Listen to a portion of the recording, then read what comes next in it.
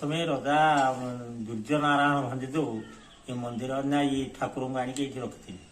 तापरे ये जगह तांकर ई जगार प्रथम चाल घरे थिले मंदिर हो नथिला लोक मानकर सहानुभूति नहीं ये मंदिर प्रतिष्ठा है आज की 12 वर्ष है ये मंदिर तैयारी लोक माने कमिटी तैयारी करिकी ये मंदिर परिचालना करते जगन्नाथ महिमा किछि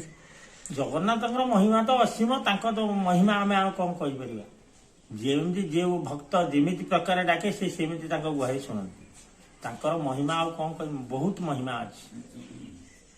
धन्यवाद।